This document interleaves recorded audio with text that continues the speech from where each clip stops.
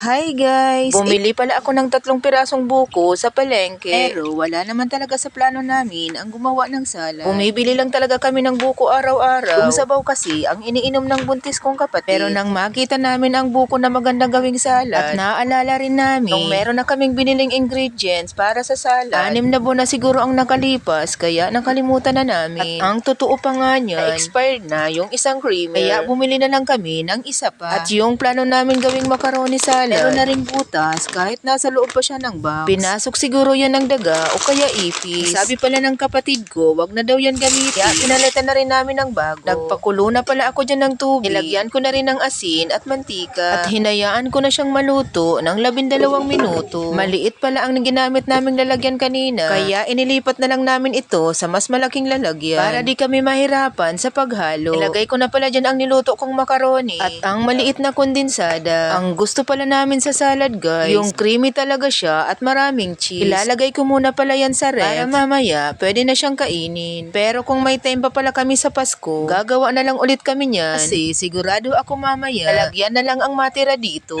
Yung para sa akin pala guys, binaon ko na lang sa tindahan. Para doon ko na lang kainin pagkatapos kong mananghalian. Pagkatapos ko palang kumain guys ng kanin, sinimulan ko ng kainin ang salad. Tara guys, kain tayo.